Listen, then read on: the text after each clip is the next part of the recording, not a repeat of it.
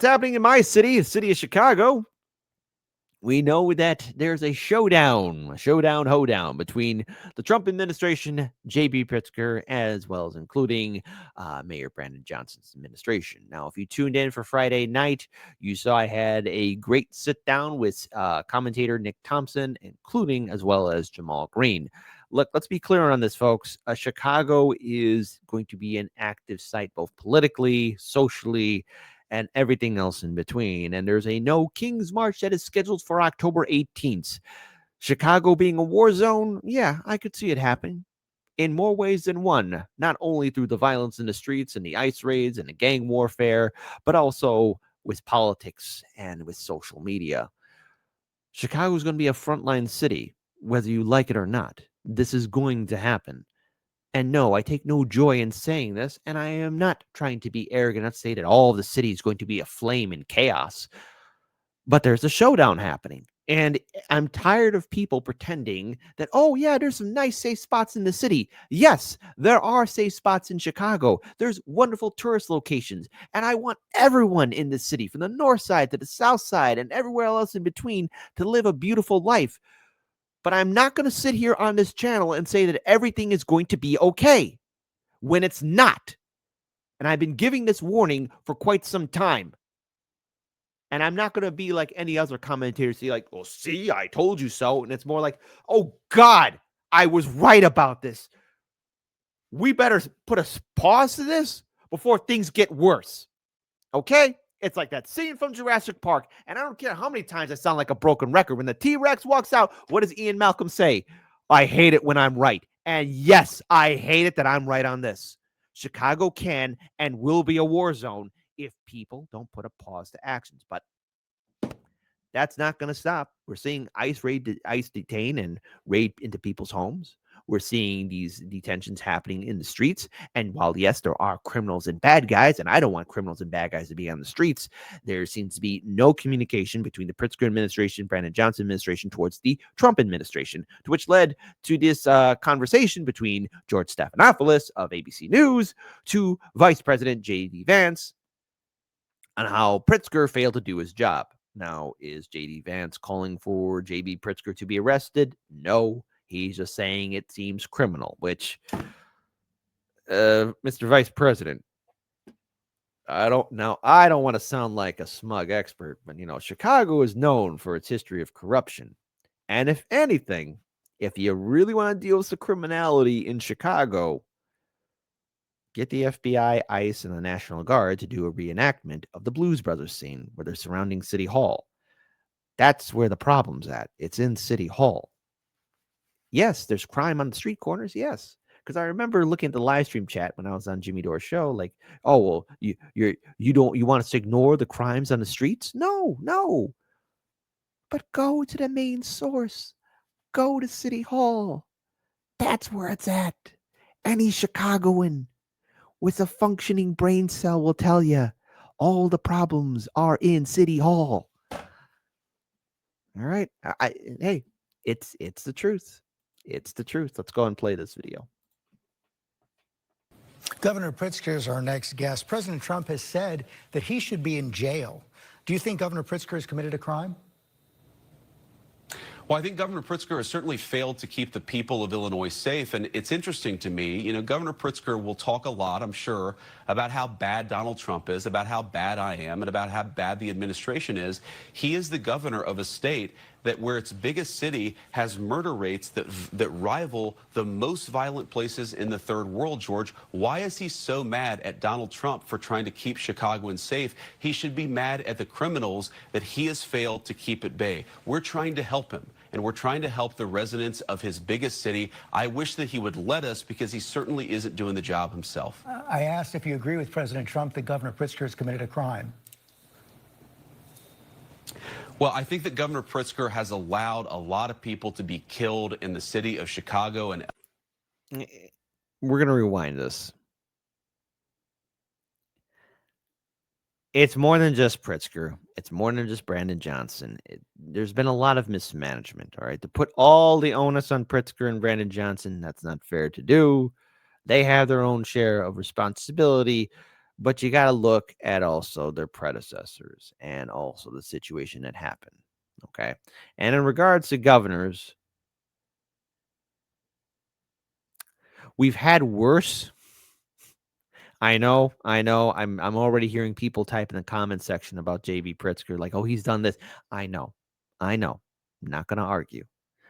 But people of Illinois, we've had worse in different positions of power in this state. The problem with Illinois is that it's a machine, a political machine that only cares about the operations and doing what it wants. So it's all consuming. The bigger issue is dismantling the machine. You want to stop the violence and corruption? Dismantle the political machine. End it. End the political machine.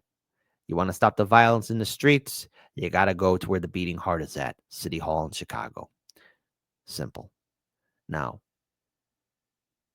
I like the choice of words here. They're saying the lack of action seems criminal. Are they criminals? No. Chicago and Illinois. What a wonderful place. If you agree with President Trump that Governor Pritzker has committed a crime. Well, I think that Governor Pritzker has allowed a lot of people to be killed in the city of Chicago and elsewhere, George. I think that it's disgraceful, and I think that he absolutely should suffer some consequences for the fact that there are thousands of innocent Chicagoans who are dead because he failed to do his job. It's really a yes or no question. Do you believe he's committed a crime?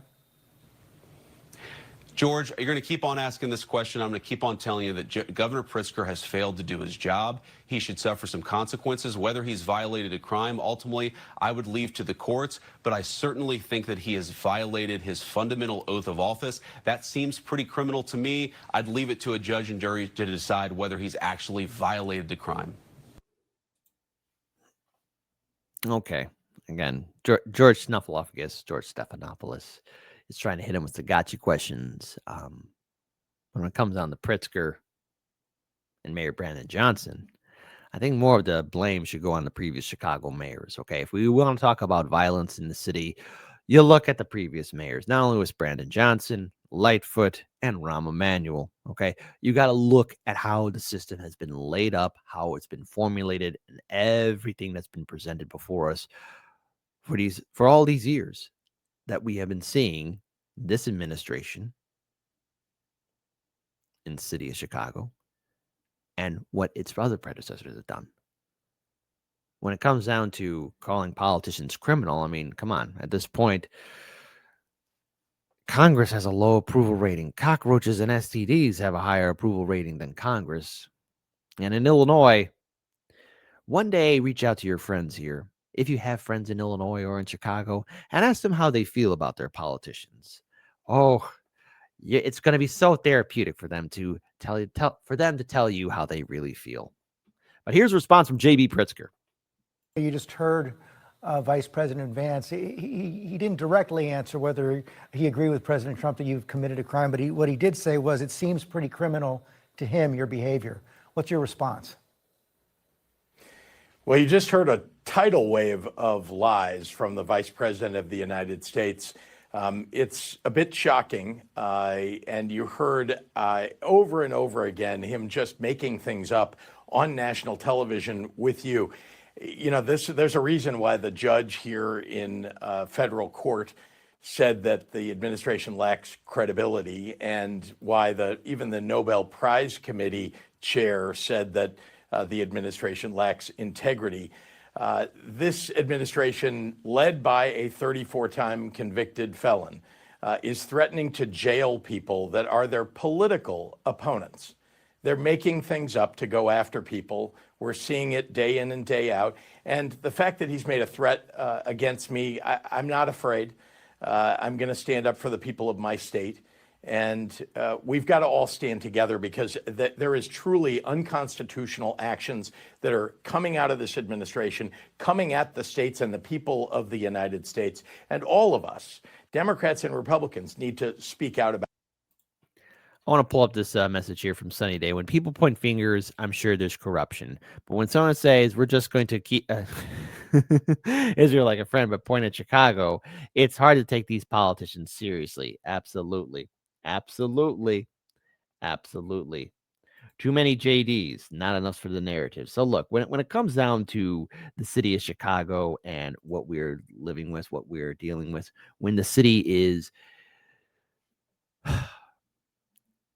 systematically boiling, especially as the winter approaches, you're seeing people scream out, yell out at the top of their lungs that they don't want ice in their neighborhoods. But at the same time, as well, these operations are happening because Chicago promised itself to be a sanctuary city. Many of these politicians are now having to come to terms with the fact that there never was a plan to provide aid or relief to any of these citizens, to any of the migrants coming here. And that's what we're seeing here, a reaction to the past 8 years, a reaction to the past 8 years of a narrative that has no basis or facts in it at all. A sanctuary city that's not a sanctuary. And in turn, we're seeing massive federal oversight.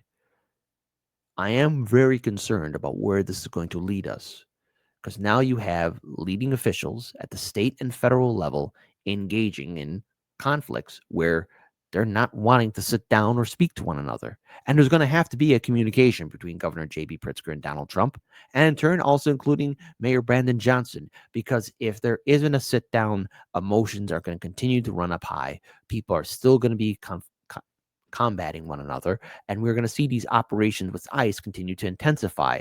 And while there is right now a federal order preventing the National Guard from being deployed here, Trump is still going to push for that.